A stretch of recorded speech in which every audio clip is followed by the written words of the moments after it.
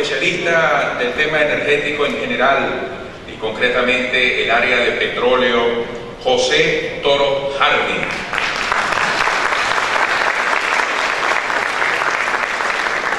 También, y lo apreciábamos en el contenido que particularmente desarrollaba Juan Andrés Sosa Branger, el área industrial es importante, por lo tanto invitamos a integrar el panel a Juan Pablo Olalquiaga, presidente de Corindustria.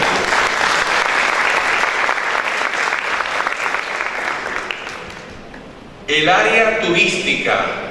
Yo decía esta mañana en mi programa, caramba, qué ironía, tantos años que tenemos hablando de turismo como posible sustituto o uno de los modelos llamados a sustituir la exclusividad de la renta petrolera, y en este momento yo decía, para ir con mi carro y mi familia a Mérida yo lo pensaría, porque hasta para poner gasolina las cosas se han complicado, más allá de lo que tiene el costo de un caucho. Sin hablar de la infraestructura vial en el país, que es otro de los temas referidos al área que ustedes representan. Así que a mi querido Rafael Guerra, en representación de Conce Turismo, también lo invitamos a integrar este panel. Por supuesto, también integrará esta conversación Richard Oguchi, quien acaba de ofrecernos su conferencia Retos y Desafíos.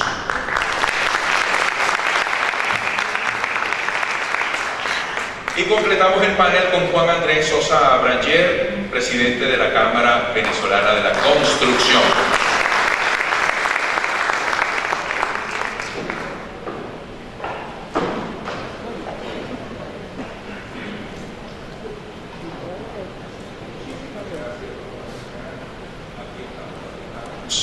Aquí estoy, sí señor. Bueno, ya los hemos presentado. Pudiéramos partir desde estos dos contenidos y este Plan Nacional de Desarrollo, desde lo que cada uno de ustedes representa. Comencemos en este orden, desde el punto de vista de la ubicación que todos tenemos. Una primera ronda para hacer una reflexión, un análisis de lo expuesto desde el sector que cada uno representa. Por ejemplo, Rafael Guerra, en nombre de Conce Turismo, ¿qué destacarías tú de lo que acabas de apreciar a la par de hacer una propuesta desde el campo que tú representas? Muchas gracias, Eduardo. Bueno, efectivamente la situación que pinta para el año 2018 es realmente complicada. Pienso que la cifra presentada por Richard dibuja lo que muchos de nosotros pensamos puede ser el comportamiento de la economía venezolana para el año 2018. El sector turismo, y es una constante en los últimos 10 años, ha tenido un crecimiento sostenido en cuanto a no solamente el aporte que produce en relación al Producto Interno Bruto del planeta en términos generales, sino también en cuanto a la creación del empleo. Las cifras de Venezuela, por supuesto, son absolutamente distantes de estos promedios y estos estándares que internacionalmente existen. De manera que la brecha que existe para el crecimiento en función, en condiciones en las cuales la política pública y el entendimiento entre el sector público y el privado para producir una corrección en cuanto a las medidas de la situación que en el país imperan, pudiese generar un proceso de recuperación importante. La mayoría de las llegadas de turismo a nivel internacional se producen fundamentalmente a partir de los países que están más cercanos a la frontera de los países de destino. Y en este caso, Brasil y Colombia deberían ser para Venezuela uno de los principales objetivos a la hora del desarrollo del trabajo en función de poder comercializar y mercadear nuestros productos. Venezuela normalmente cuando tenemos y hablamos con las autoridades nos dicen un lugar común que todos y cada uno de nosotros tiene en la mente cuando habla de Venezuela desde el punto de vista de la potencialidad turística, es que somos un país con extraordinarias bellezas naturales. Lo que pasa es que los atractivos naturales en sí mismos no son productos turísticos. Es necesario transformarlos en productos turísticos y para eso es necesaria la construcción, para eso es necesario que la industria pueda desarrollar los elementos necesarios para que efectivamente estos visitantes extranjeros y los propios nacionales puedan movilizarse desde sus habitaciones hacia el destino del país. En este sentido, creo, y quiero darlo como primera reflexión, es necesario hacer un dramático cambio en cuanto a la política pública, buscando el mecanismo de la concertación. La reactivación del sector turístico es relativamente rápida en la medida en la cual esta primera corrección se puede producir. Y desde luego, temas como la conectividad, la seguridad, la calidad en cuanto a los servicios turísticos que tenemos son los principales desafíos que debemos nosotros asumir. Muchísimas gracias. A Rafael Guerra, en representación de Turismo. Bueno, la palabra ahora para Carlos Larrazábal, presidente de Fedecámara. Además, Carlos, cuando se plantean las cosas tan cuesta arriba, con la falta de inversión, de productividad, y cuando se habla de inversión de confianza, ¿cómo aprecias tú entonces el papel de la empresa en este terreno? Bueno, buenas tardes. Primero que todo, muchas gracias Juan Andrés por la invitación y a todos los que están presentes y a mis amigos aquí del panel.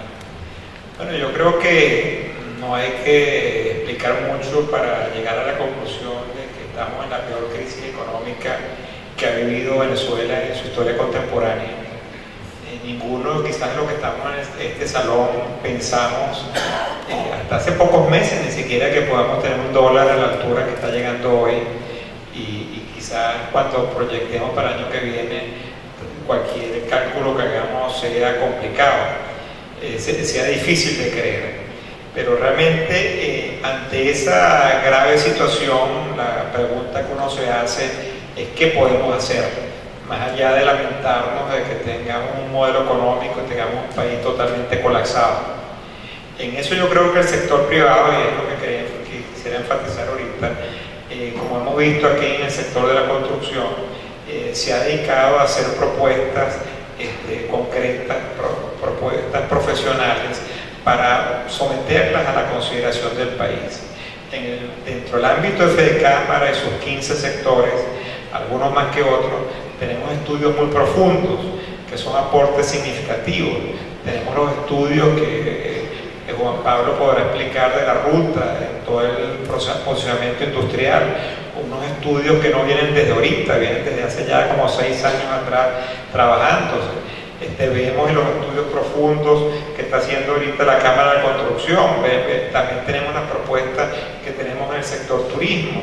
Cuando vemos el sector primario, también del sector agrícola, tenemos propuestas profundas de cómo autoabastecernos en un tiempo relativamente corto. Obviamente dependiendo de los ciclos de cultivo, hay algunos ciclos que son más rápidos, otros que son más lentos. Y lo que nosotros nos hemos dado la tarea en Fedecámara, por lo menos desde que llegamos, hemos dedicado bastante tiempo, desde que llegamos en julio del año pasado, a ver cómo compatibilizamos las visiones, que en lo macro podemos estar de acuerdo, pero quizás en lo micro no tanto.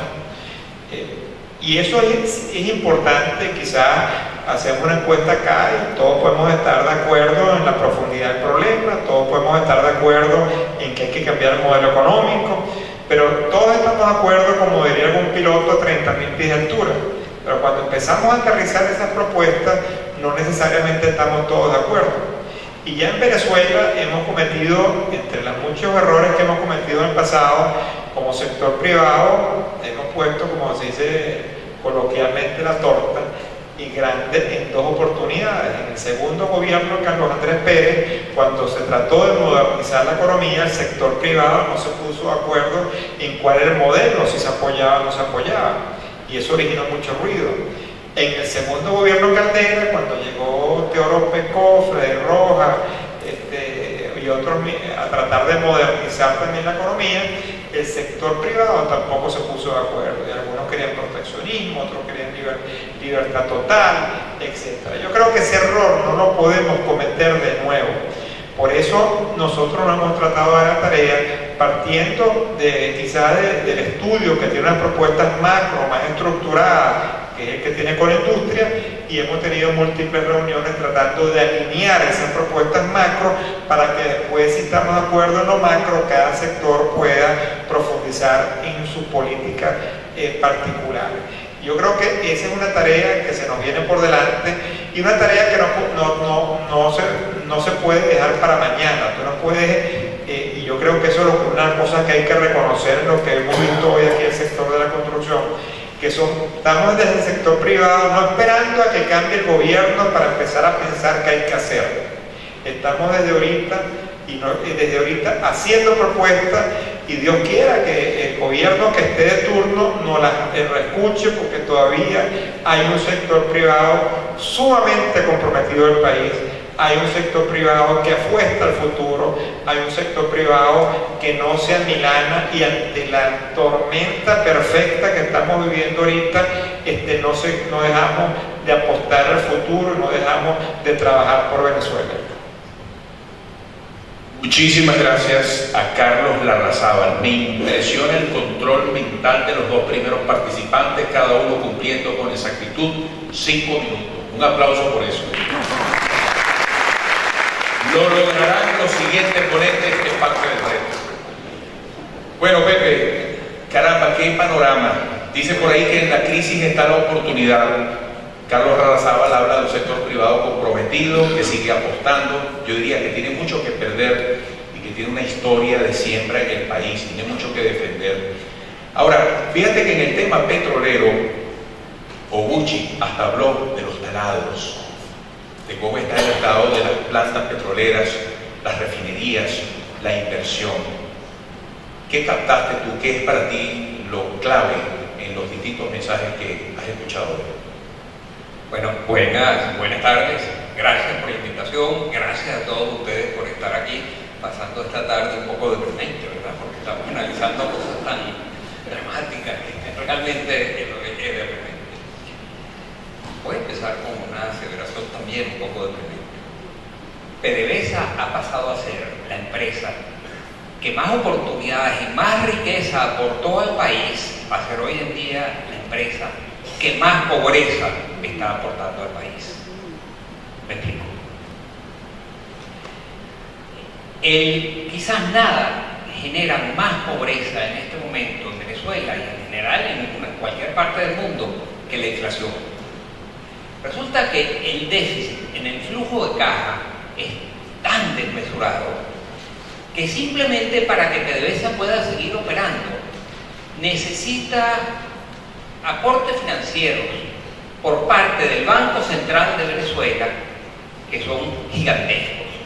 Si vemos las cifras que está publicando en este momento el Banco Central, en lo que va de este año, el financiamiento a empresas no financieras del sector público ha crecido en 1.330%. Pero es que la inmensa mayoría, el 98% de eso, es para PDVSA. ¿Qué pasa con ese dinero inorgánico, así dicen a veces los economistas, o decimos a veces los economistas, con el cual se está financiando el funcionamiento de PDVSA?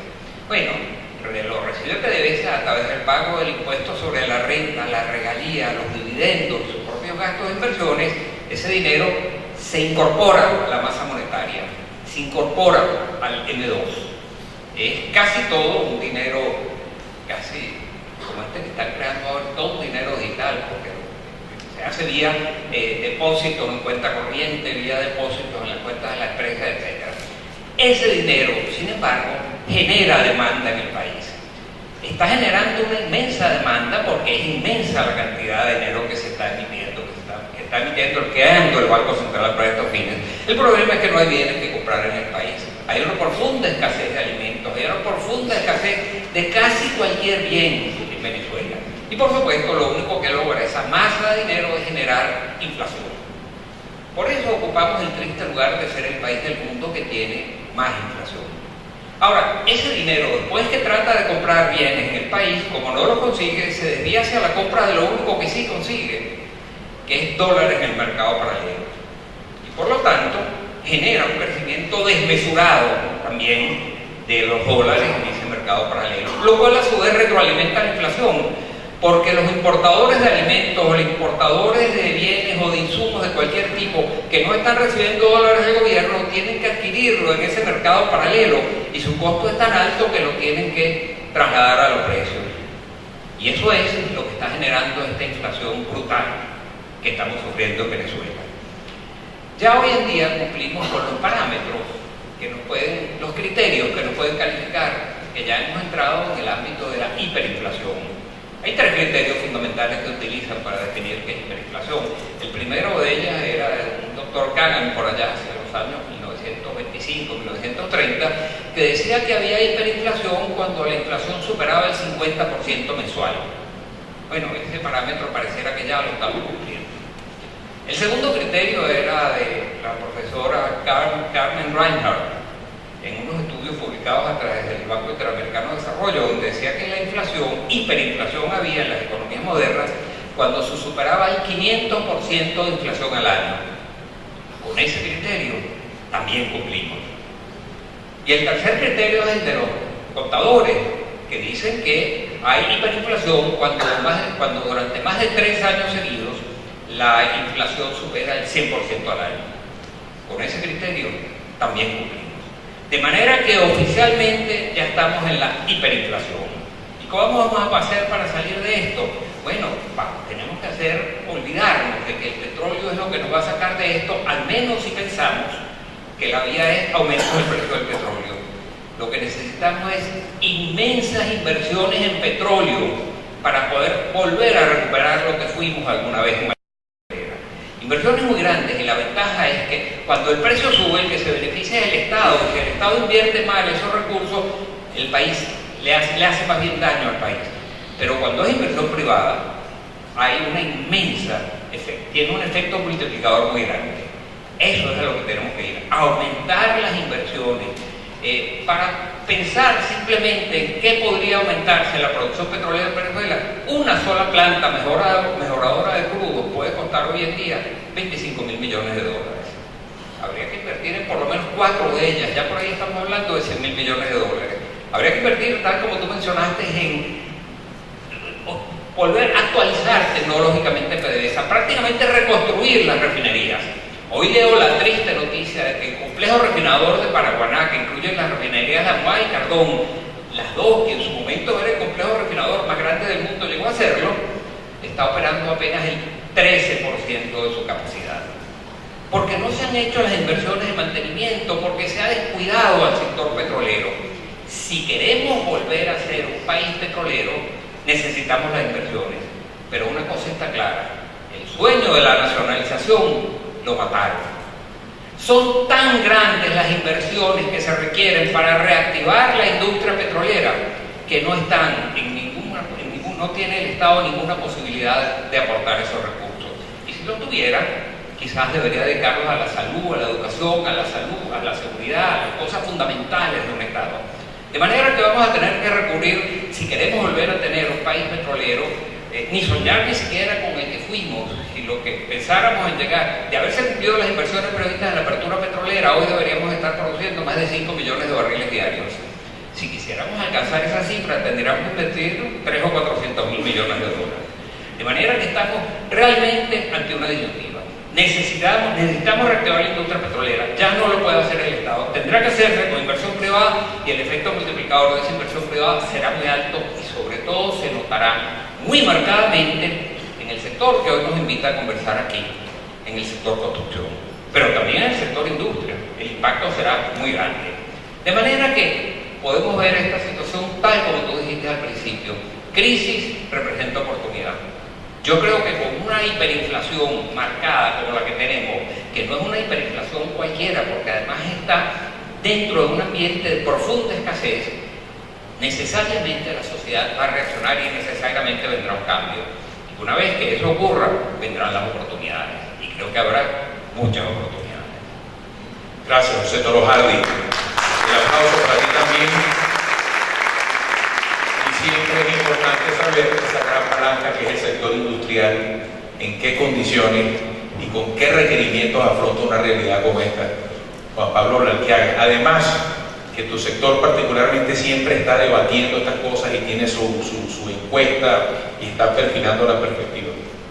Gracias, muchas gracias Juan Andrés por la invitación para debatir con ustedes hoy, para conversar con ustedes hoy.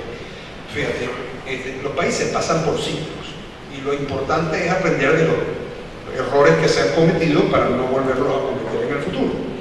Yo creo que son muchos los diagnósticos que los venezolanos vemos en torno a todas las deficiencias que hay en los distintos sectores y todas las propuestas que hay para reconstruir los distintos sectores y para reconstruir el país.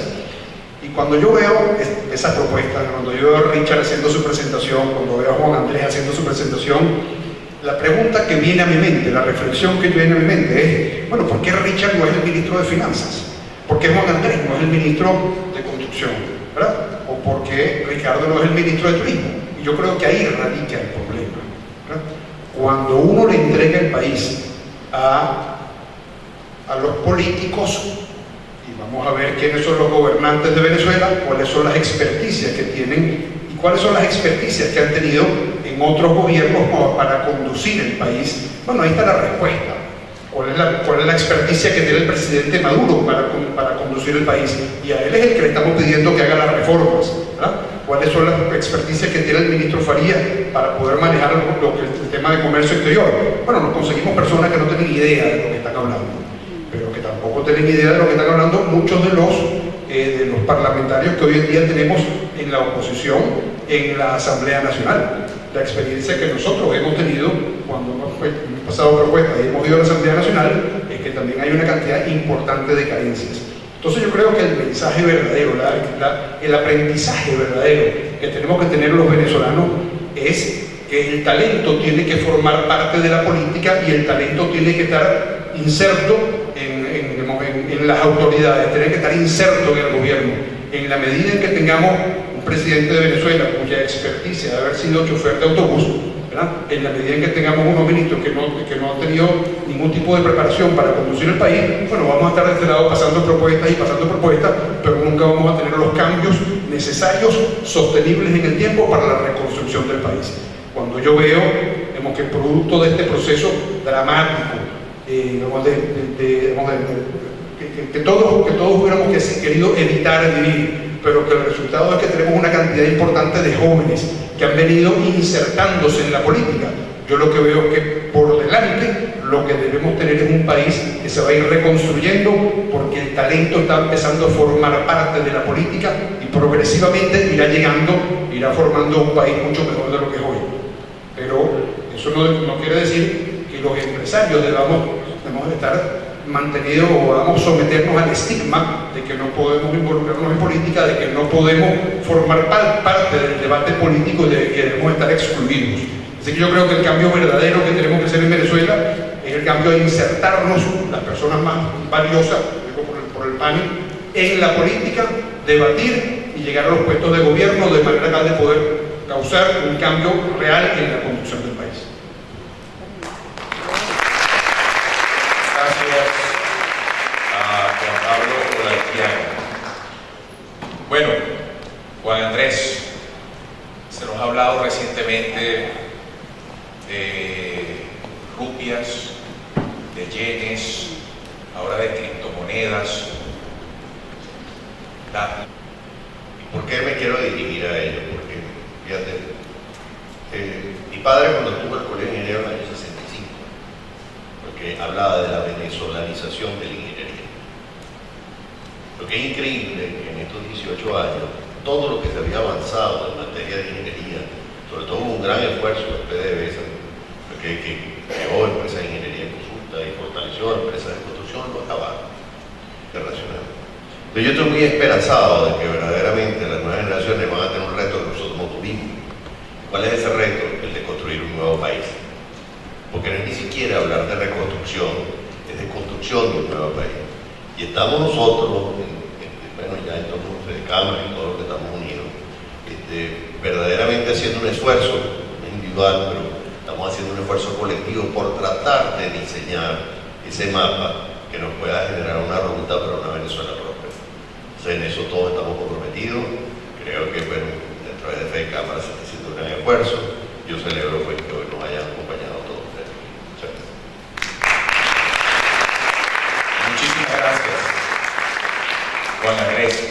usted qué interesante, ¿no? Que yo decía incluso en mi presentación que más que construcción, hablar de reconstrucción, y tú lo planteas en otros términos, dado el balance, el saldo de lo que son los haberes del país. Ahora, Richard Obuchi, yo anoté muchas de tus afirmaciones, me corriges si me equivoqué en alguna suscripción, pero en algún momento tú dijiste, no hay manera de recuperación económica tal como están las cosas. El tema de la baja producción petrolera y en general del país, la falta de confianza, de inversión. Pero si pensamos en construir el país, ¿de dónde salen los recursos dentro de este cuadro? ¿Dónde habría que poner el pensamiento y la visión y luego el esfuerzo? Bueno, la verdad es que yo aprecio mucho esta oportunidad para complementar estas palabras, y yo justamente voy a tomar estas palabras finales de Juan Andrés sobre el tema de la construcción. Y a mí me gusta pensar más en políticas públicas que en temas económicos. Eso fue lo que yo estudié, y yo creo que cuando pienso en políticas públicas al final no se trata de decisiones del gobierno, sino de decisiones de estrategias para tratar de solucionar problemas del país. Y pensando en dónde vienen los recursos y de dónde vienen las ideas y de dónde vienen las soluciones, yo creo que las políticas públicas tienen tres componentes que son muy importantes. Uno es que pensemos en resultados y no solamente en intenciones. No se trata de tener un país mejor, es cómo hacemos para tener un país mejor de verdad, es decir, cuáles son esos resultados, y las políticas públicas buenas se evalúan por tener buenos resultados, no solamente buenas intenciones. Un segundo componente que es clave en todo eso es pensar no solamente en el qué queremos hacer, sino cómo hacerlo.